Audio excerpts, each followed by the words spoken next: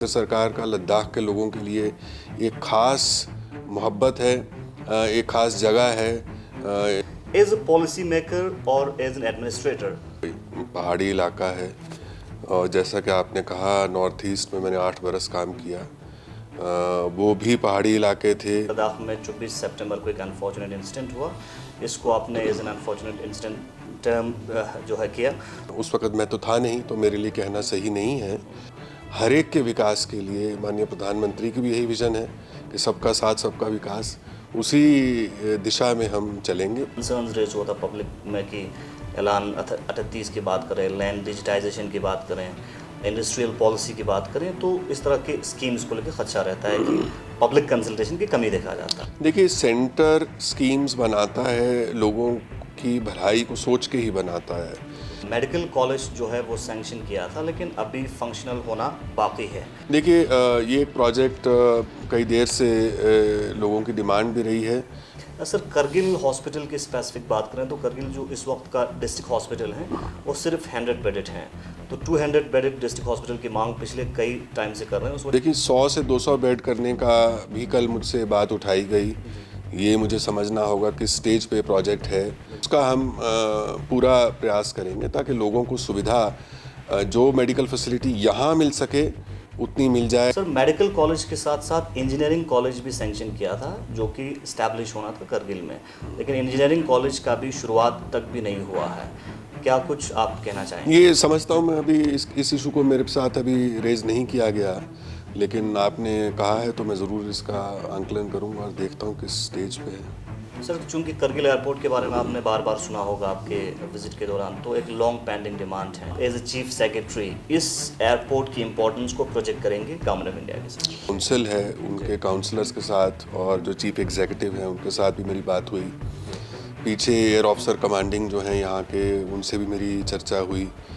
और कल मैं जाके एयरपोर्ट देखूंगा भी। जिक्र की तो यूनियन टेरिटरी बनाए जाने के बाद मल्टी करोड़ जो है पैसा खर्च किया है टूरिज्म में, लेकिन करगिल में अभी भी टूरिज्म फ्लोरिश नहीं हुआ है। टूरिज्म डेवलपमेंट जो है आइसोलेशन में एक चीज़ करने से नहीं होती, इसमें कई एलिमेंट्स हैं और वो एलिमेंट्स को हमें एक साथ करना होता है। अब चूंकि रिक्रूटमेंट रूल बना है, लेकिन अभी भी गेजेटेड पोस्ट इसका रिक्रूटमेंट होना बाकी है। जो गेजेटेड पोस्ट हैं यूनियन टेरिटरी होने के नाते यूपीएससी जाती हैं, तो वो हम यूपीएससी में अपने अधिकारियों को भेज के उसको फास्ट ट्रैक पे लेके आएंगे और जो यहाँ हो पाएंगी वो हम कराएंगे ज़रूर। जेएनके के टाइम पे रहबर खेल के नाम से वो टीचर्स का सिलेक्शन होता था, तो वो लोग रेगुलराइजेशन की मांग पिछले कई सालों से कर रहे हैं। तो इस मुद्दे को आप कैसे ये मेरे सामने अभी तक लाया नहीं गया है, तो जब मैं समझूंगा इसको उसके बाद ही इसका कुछ कर पाऊंगा। 5 नए और डिस्ट्रिक्ट्स की अनाउंसमेंट यूनियन होम मिनिस्टर की तरफ से किया गया है, तो ये डिस्ट्रिक्ट्स कब तक फंक्शनल होगा? सांगकोर, शकरचिकन, वो भी डिस्ट्रिक्ट्स की मांग कर रहे हैं। फिलहाल भारत सरकार इस बात को इन प्रिंसिपल तौर पे तो मान ही चुकी है कि 5 नए ज़िले बनेंगे। लोगों को थोड़ा सा जो पेशेंस रखना चाहिए, लेकिन अच्छी चीज़ ही निकल के आएगी। सर, एलएचडीसी लेह का जो है टेन्योर ख़त्म हो चुका है, तो इलेक्शंस कब तक हो सकता है? कुछ ये अब इसके बारे में मैं थोड़ा समझ लूँ उसके बाद ही कुछ बता पाऊँगा। अभी रिपोर्ट्स आ रहे थे कि लद्दाख में जो 2 काउंसिल्स हैं, इनको टेरिटोरियल काउंसिल्स बना के स्टेटस क्यू के साथ जो पुराने डिस्ट्रिक्ट्स, जो नए डिस्ट्रिक्ट्स बने हैं, वो उन्हीं में रखेंगे। नहीं, इसके बारे में भी अभी जो यूटी हेडक्वार्टर हैं वो रोटेशनल बेसिस पर हैं, ताकि गवर्नर 2 स्टेप पे हो और एटलीस्ट जो है जीएडी का एक कैंप ऑफिस यहाँ पे रहे। दोहराता हूँ कि कारगिल के लोग अपने आप को लेह के लोगों से अलग ना समझें, लेह के लोग अपने आप को कारगिल के लोगों से अलग ना समझें। एक टेरिटरी का हिस्सा है। ऐसा ना हो कि डायरेक्टेड जो यहाँ पे बन गए वो सॉवरेन एम्पायर ही बन जाएं। सबको एक साथ मिलके एक नया मुजस्मा बनाना है। लद्दाख की जो तकदीर है वो बदलनी है, लद्दाख वासियों की तकदीर बदलनी है। तो जो सबसे पीछे आदमी खड़ा है उसकी आवाज़ भी सुननी ज़रूरी है। आप सभी का एक बार फिर गुलिस्तान न्यूज़ में खैर मकदम करते हैं, स्वागत करते हैं। गुलिस्तान न्यूज़ के ख़ास प्रोग्राम ख़ास मुलाकात में आज हमारे साथ एक ख़ास मेहमान ज्वाइन कर चुके हैं। लद्दाख यूनियन टेरिटरी के नए चीफ सेक्रेटरी श्री आशीष कुंद्रा आयस। सर, हमारे साथ ज्वाइन करने के लिए बहुत बहुत शुक्रिया। सबसे पहले आपको लद्दाख में वेलकम करते हैं। शुक्रिया। सर, चूँकि आप अकमुट कैडर से आते हैं और 1996 बैच के आए हैं और आप जो हैं हिली रीजन्स के बारे में बहुत अच्छे से अंडरस्टैंडिंग रखते जी। हैं। नॉर्थ ईस्ट में आपने सर्विस दिया है, आप ऑथर भी हैं, ए रिसर्जन ऑफ नॉर्थ ईस्ट जो बुक है आपने लिखा भी है। एज अ पॉलिसी मेकर और एज एन एडमिनिस्ट्रेटर, चूँकि आप लद्दाख आए हैं, तो लद्दाख को आपने कैसे देखा और क्या आपके मन में है? देखिए, लद्दाख एक फ्रंटियर रीजन है और पहाड़ी इलाका है। और जैसा कि आपने कहा, नॉर्थ ईस्ट में मैंने 8 बरस काम किया। वो भी पहाड़ी इलाके थे, वो भी फ्रंटियर रीजन थे। अरुणाचल जो है उसका बॉर्डर तिब्बत के साथ और म्यांमार के साथ लगता है, और मिज़ोरम का जो बॉर्डर है वो बांग्लादेश और म्यांमार के साथ लगता है। यहाँ ये तो इंटरसेक्शन पे है। पाकिस्तान बॉर्डर एक तरफ है, एक तरफ चाइना बॉर्डर है। तो बॉर्डर्स की एक यूनिक अपनी सिग्निफिकेंस होती है नेशनल स्ट्रेटेजिक पर्सपेक्टिव से भी, लेकिन वहाँ जो रहते हैं लोग, उनकी भी एक महत्वाकांक्षाएं होती हैं, परेशानियाँ होती हैं, जो कि बहुत से इलाकों में कॉमन होती हैं, लेकिन हर इलाके की अपनी मुख्तलिफ परेशानियाँ भी होती हैं। तो मैं समझता हूँ कि मैं जब आया यहाँ पे तो बिना किसी प्रेजुडिस, बिना किसी बैगेज उसके आया, और मैं समझता हूँ कि इन इलाकों में काम करने के लिए जितना आप लोगों में रम बस जाएँ उतना ही उसको समझने में आसानी होती है। वही मैंने वहाँ किया और मेरे को लगता है यहाँ यही मैं करने जा रहा हूँ। सर, पिछले 2 दिन से आप करगिल के दौरे पे हैं और मुख्तलिफ जगहों का आपने विज़िट किया, मुख्तलिफ जो इंफ्रास्ट्रक्चरल डेवलपमेंटल एक्टिविटीज़ उसका विज़िट किया, क्या कुछ आपने पाया खासकर करगिल में? मैंने ये देखा, एक तो लोगों में जज्बा बहुत है, जज्बा प्रगति का, विकास का, अपनी इकोनॉमिक ग्रोथ को लेके उनकी महत्वाकांक्षाएं हैं, उम्मीदें हैं, अरमान हैं, और वो हर इलाके में होती हैं, लेकिन फ्रंटियर्स में एक स्पेशल एक फीलिंग होती है। और इंफ्रास्ट्रक्चर का मैं समझता हूँ कि यहाँ पे बहुत ही अच्छी क्वालिटी का इंफ्रास्ट्रक्चर है। लेह से कारगिल मैं सड़क के रास्ते आया और रास्ते में रुकता हुआ आया, तो जो सड़कों की क्वालिटी है उसमें बॉर्डर रोड्स का भी बहुत योगदान है। कुछ सड़कें पीडब्ल्यूडी की हैं, बहुत अच्छी हैं। और कल मैंने यहाँ कारगिल में आइस हॉकी का रिंक भी देखा, कॉलेज की बिल्डिंग देखी, पॉलीटेक्निक देखा, अस्पताल देखा। तो ये सारी चीज़ें देखते हुए बहुत अच्छी तरह से मेंटेन्ड हैं। और मुझे लगता है इंफ्रास्ट्रक्चर की क्वालिटी बावजूद इसके कि ये फ्रंटियर एरिया में है, बहुत ही अच्छी है। सर, चीफ सेक्रेटरी का लद्दाख में आपने ओहदा संभालते ही एक ऑर्डर जारी किया, सर्कुलर जारी किया, जिसमें सभी एडमिनिस्ट्रेटिव सेक्रेटरीज को डायरेक्शंस दिया कि वो मिनिमम एब्सेंस रहें लद्दाख से और फील्ड विजिट्स पे कंटिन्यूसली जाते रहें। इसको हम कैसे देखें एक पूरा आम आवाम लद्दाख के? देखिए, किसी भी अधिकारी के लिए लोगों का दर्द समझना बहुत ज़रूरी होता है, और वो तब तक नहीं समझ पाएंगे जब तक वो दौरा नहीं करेंगे, लोगों के बीच जाएंगे नहीं, इलाकों को समझेंगे नहीं। और अपने दफ्तरों में रह के एक कंफर्ट जोन होता है, हर किसी का होता है, आपका भी होगा, हमारा भी है, लेकिन उस कंफर्ट जोन से निकलना बहुत ज़रूरी है, क्योंकि सड़क पे चल के आपको कई सी चीज़ें नज़र आती हैं जो गाड़ी में से निकल जाएं तो आपको नहीं नज़र आती। उसी तरह से आप जाएंगे गांव में, हलकों में, जो बॉर्डर के दूर दराज के इलाके हैं उनमें, ना सिर्फ के कैपिटल में कारगिल में या लेह में, तो हर इलाके के लोगों की अपनी परेशानियां हैं, वो समझने के लिए उसी तरह आप काम कर पाएंगे, नहीं तो कैसे योगदान देंगे। सर, कल मीडिया से इंटरेक्शन करते हुए लद्दाख में 24 सितंबर को एक अनफॉर्चुनेट इंसिडेंट हुआ, इसको आपने as an unfortunate incident term जो है किया, तो लद्दाख के इस करंट जो चैलेंज हैं इसको आप कैसे देखते हैं और किस तरह का आपका रोल रहेगा ओवरकम करने के लिए इस चैलेंज को? देखिए, दुर्भाग्यपूर्ण तो 24 सितंबर का इंसिडेंट था ही। अब हो सकता है कुछ समझने में गलती रही हो सकता है कि लोगों के मन में किसी बात को लेके उनके पॉलिटिकल एस्पिरेशंस हों, हो सकता है कि कुछ दूरियां बन गई हों, लेकिन उस वक़्त मैं तो था नहीं, तो मेरे लिए कहना सही नहीं है। लेकिन मेरे रहते में मेरा यही प्रयास रहेगा कि जितने लोग हैं, हर तबके के, हर ग्रुप के, चाहे वो लेह के हों, चाहे कारगिल के हों, हर एक के विकास के लिए माननीय प्रधानमंत्री की भी यही विज़न है कि सबका साथ सबका विकास, उसी दिशा में हम चलेंगे और सबको साथ लेकर चलेंगे। सर, लद्दाख में यूनियन टेरिटरी बनाए जाने के बाद लोगों के मन में एक जनरली एक खदशा और क्वेश्चन रहता है कि लद्दाख में जो स्कीम्स ग्राउंड पे इम्प्लीमेंट करते हैं वो उसमें कहीं ना कहीं लोगों की कंसल्टेशन की कमी देखने की बातें सामने आती है। तो इस हवाले से क्या कुछ आपका रोल रहेगा? देखिए, सेंटर स्कीम्स बनाता है, लोगों की भलाई को सोच के ही बनाता है, लेकिन अक्सर ना सिर्फ यहाँ पे बाकी राज्यों में भी इस तरह की चीज़ देखने में आई है कि स्कीम के बारे में लोगों को पूरी तरह से पता नहीं होता।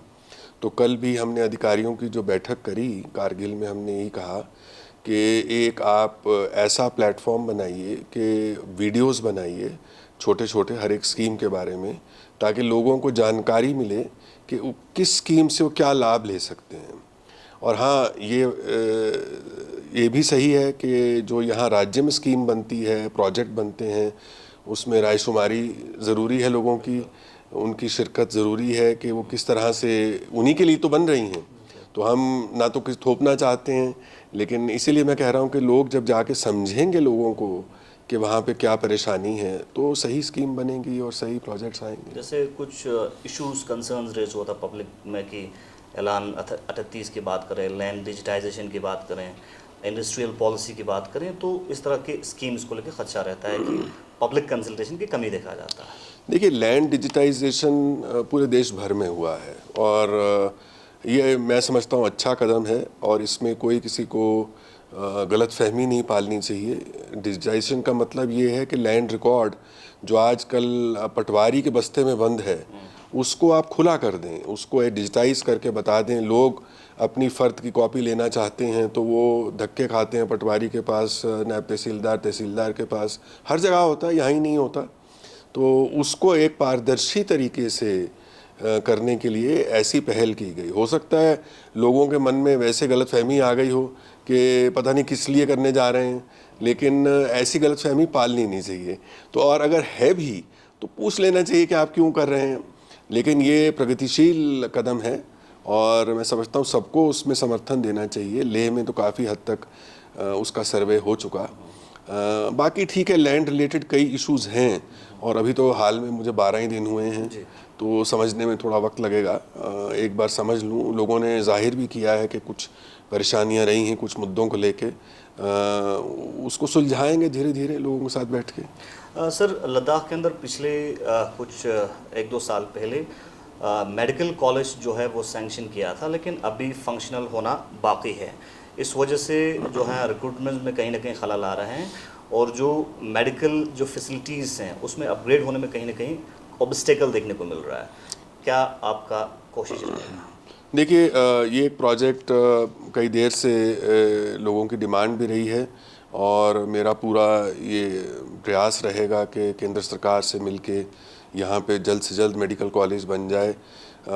लेकिन ये भी देखने में आया, अस्पताल में मैं गया तो जो medical superintendent, director health services, बाकी लोगों ने बताया कि यहाँ पे स्पेशलिस्ट की कमी है और ना सिर्फ गांव में बल्कि शहर में भी। तो उसके लिए हमने उनको हिदायत दी है कि आप चंडीगढ़ में और पटियाला में और पंजाब के जो नॉर्दर्न रीजन के श्रीनगर में एडवर्टीज़मेंट दीजिए और चाहे हम कोशिश करें कि विज़िटिंग फैसिलिटी के तौर पे ही हफ्ते में 2 दिन के लिए सर्जरी के लिए आ जाएं या कंसल्टेशन के लिए आ जाएं। उससे लोगों को बहुत परेशानी जो है वो हल होगी। सर, करगिल हॉस्पिटल की स्पेसिफिक बात करें तो करगिल जो इस वक्त का डिस्ट्रिक्ट हॉस्पिटल है वो सिर्फ 100 बेडेड हैं।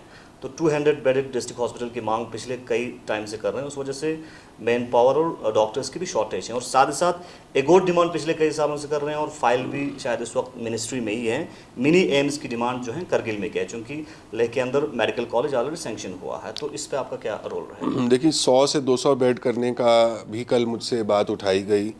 ये मुझे समझना होगा किस स्टेज पे प्रोजेक्ट है, लेकिन कल मैंने देखा कि कंस्ट्रक्शन दूसरे विंग की हो रही थी और डॉक्टर साहब ने मुझे यही बताया कि यहाँ पे हम बेड्स बढ़ाने जा रहे हैं। तो जाहिर सी बात है अगर 100 हैं उससे बढ़ेंगे ही, लेकिन हाँ, जो उसका हम पूरा प्रयास करेंगे ताकि लोगों को सुविधा जो मेडिकल फैसिलिटी यहाँ मिल सके उतनी मिल जाए, जो डॉक्टर हैं यहाँ पे वही लोगों का इलाज कर दें, ताकि लोगों को दिल्ली और बाकी सब जगह न जाना पड़े।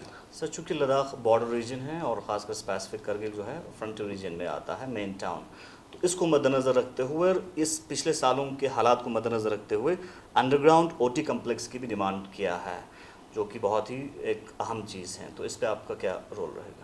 ये अब समझेंगे, डॉक्टर्स के साथ बात करेंगे और जैसा ज़रूरत होगी उस तरह से आगे प्रोजेक्ट को बढ़ाया जाएगा। सर, पिछले साल जो है फंड कटेलमेंट की वजह से कहीं ना कहीं फंडिंग की कमी हुआ है, उस वजह से कुछ डिपार्टमेंट्स में काफ़ी इश्यूज देखने को मिला है। अगर हम मेडिकल की बात करें, मेडिकल में स्पेशली जो एसेंशियल सर्विसेज के लिए, एम्बुलेंस के लिए फ्यूल की बात करें या सेंट्रल हीटिंग की बात करें, उनमें कहीं ना कहीं कमी देखने को मिला है फंडिंग की। तो इसको लेकर क्या रोल रहेगा आपका? देखिए, जो खर्चा है केंद्र सरकार एक एलोकेशन करती है, वो खर्चे की दर को देखते हुए वो आगे उसमें बढ़ोतरी या फिर उसमें कमी जो होती है वो होती है।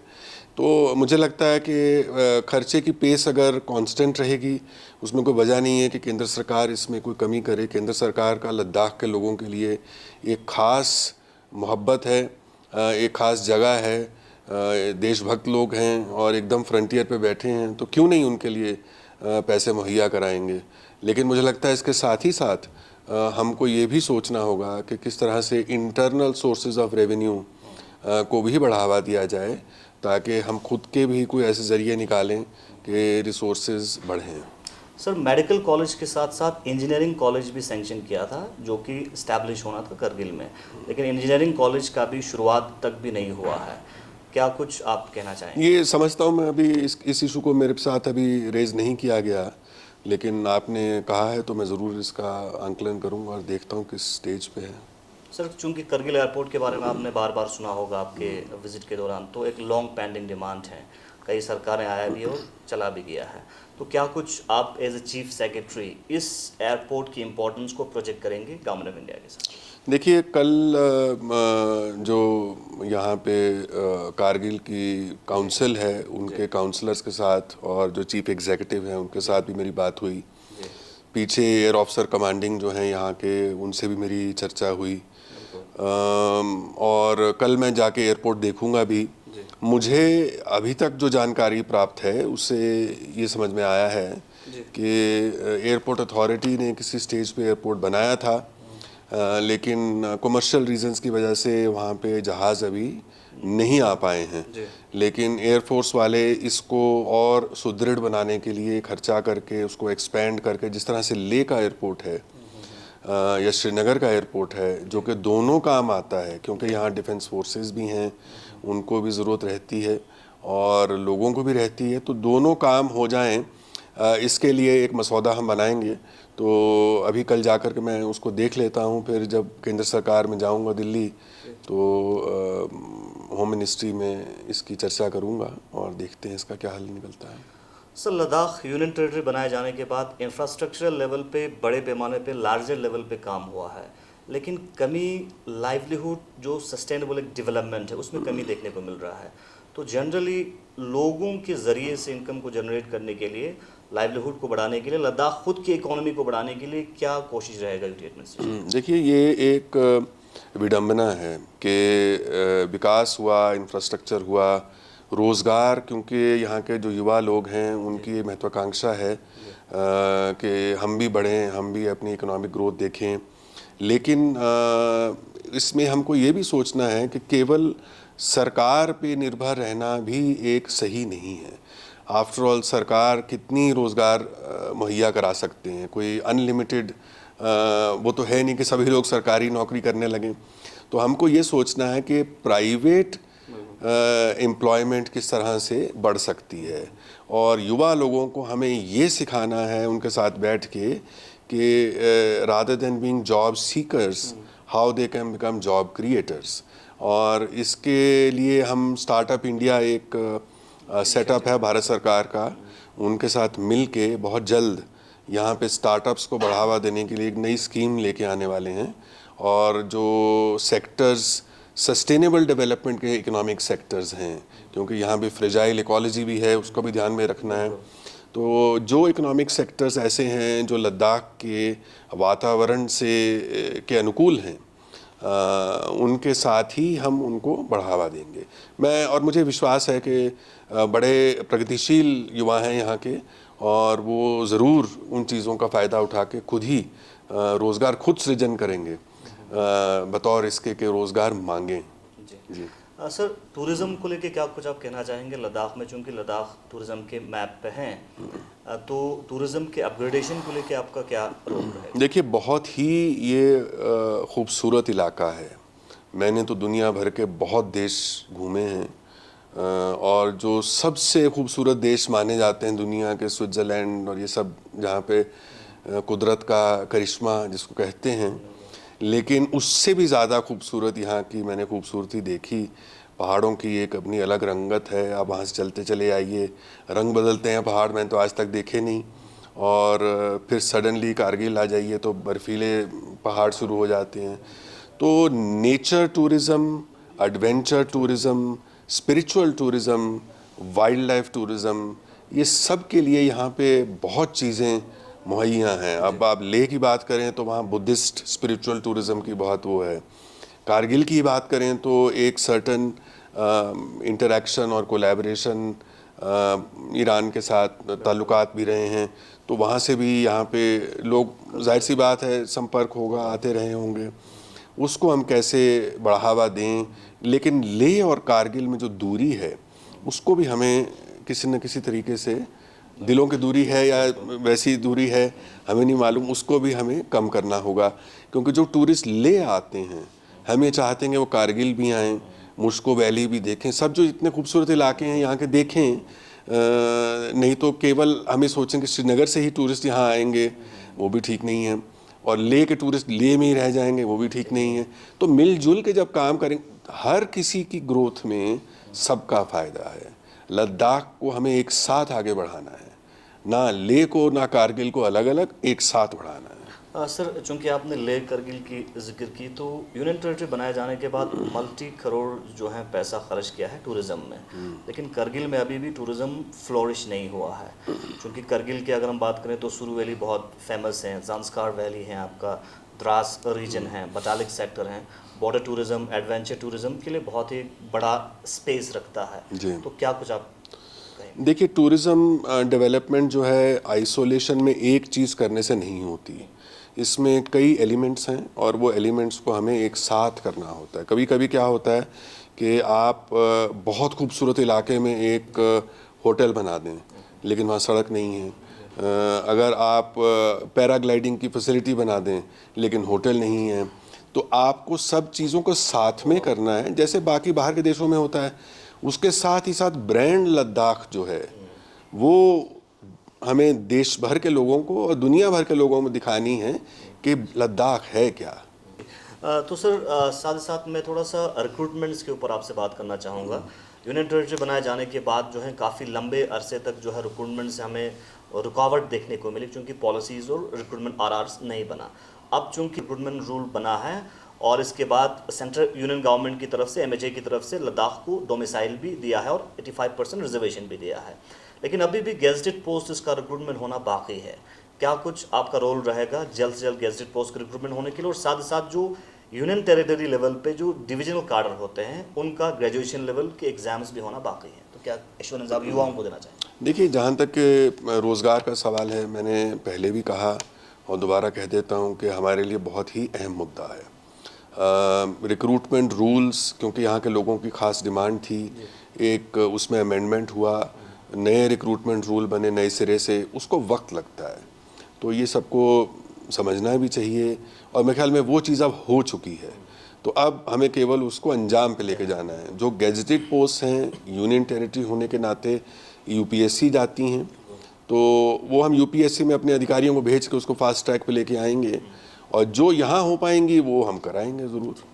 सर, साथ साथ जो लद्दाख के अंदर यूनियन टेरिटरी बनने से पहले एक जेएंडके के टाइम पे रहबर खेल के नाम से टीचर्स का सिलेक्शन होता था, तो वो लोग रेगुलराइजेशन की मांग पिछले कई सालों से कर रहे हैं, तो इस मुद्दे को आप कैसे? ये मेरे सामने अभी तक लाया नहीं गया है, तो जब मैं समझूंगा इसको, उसके बाद ही इसका कुछ कर पाऊंगा।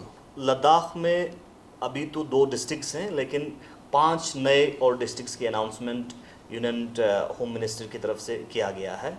तो ये डिस्ट्रिक्ट्स कब तक फंक्शनल होगा? और साथ ही साथ करगिल में 2 और रीजन्स हैं जो बड़े टाइम से, क्योंकि हाईएस्ट पॉपुलेटेड रीजन्स हैं, सांगू और शकरचिकन, वो भी डिस्ट्रिक्ट्स की मांग कर रहे हैं। तो कब तक प्रॉपर इम्प्लीमेंटेशन और फिजिकली देखिए, फ़िलहाल भारत सरकार इस बात को इन प्रिंसिपल तौर पे तो मान ही चुकी है कि 5 नए ज़िले बनेंगे। उन ज़िलों को अंजाम देने के लिए कई सारी चीज़ें होती हैं कि बाउंड्री सब डिवीज़न की क्या होगी, कौन सा सब डिवीज़न किस में जाएगा, उसमें कितनी पोस्ट होंगी, उस पोस्ट के लिए पैसों का भी एक इंतज़ाम करना पड़ेगा, क्योंकि जाहिर सी बात है जो नया ज़िला होगा वहाँ इंफ्रास्ट्रक्चर भी नया होगा, तो डिस्ट्रिक्ट हेडक्वार्टर बनेगा, सब कुछ बनेगा। तो उसका एक पूरा आंकलन करने के बाद ही उसको, क्योंकि देखिए एक बात होती है, आपने एक मुद्दा रखा, मुद्दे में दम है, उस बात को मान लिया गया और उस बात का एक घोषणा भी हो गई कि हाँ ये 7 होंगे। अब उनको लेकिन अंजाम लाने में थोड़ा वक्त लगता है, इतनी लोगों को थोड़ा सा जो पेशेंस रखना चाहिए, लेकिन अच्छी चीज़ ही निकल के आएगी। सर, एलएचडीसी लेह का जो है टेन्योर ख़त्म हो चुका है, तो इलेक्शंस कब तक हो सकता है कुछ? ये अब इसके बारे में मैं थोड़ा समझ लूँ उसके बाद ही कुछ बता पाऊँगा, अभी तो अर्ली है इसके बारे में। सर, हालिया दिनों में आपके लद्दाख में चीफ सेक्रेटरी का ओहदा संभालते ही कुछ रिपोर्ट्स आ रहे थे कि लद्दाख में जो 2 काउंसिल्स हैं, इनको टेरिटोरियल काउंसिल्स बना के स्टेटस क्यू के साथ जो पुराने डिस्ट्रिक्ट्स, जो नए डिस्ट्रिक्ट्स बने हैं, वो उन्हीं में रखेंगे।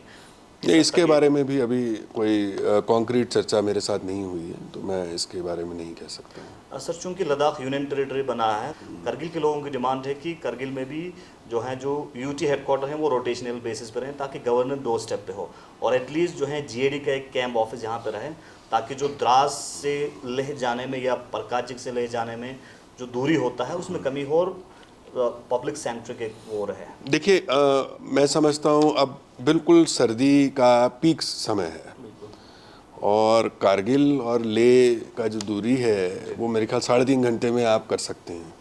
तो ऐसा तो नहीं है कि 9-10 घंटे दूर है कि आपको वहाँ जाने में कोई तकलीफ़ है, कोई दिक्कत है। ये एक जो इमोशनल डिस्टेंस है, इसको हमें थोड़ा सा कम करना है। इसीलिए मैं बार बार इस चीज़ को दोहराता हूँ कि कारगिल के लोग अपने आप को लेह के लोगों से अलग ना समझें, लेह के लोग अपने आप को कारगिल के लोगों से अलग ना समझें। एक टेरिटरी का हिस्सा है, नहीं तो ऐसे बड़े राज्य हैं वो कहने लगेंगे कि वो तो बहुत बड़े बड़े राज्य भी हैं कई, वो कहेंगे कि हमारे यहाँ भी वो एक बन जाए, वहाँ भी बन जाए, वो तो मुश्किल होगा ना।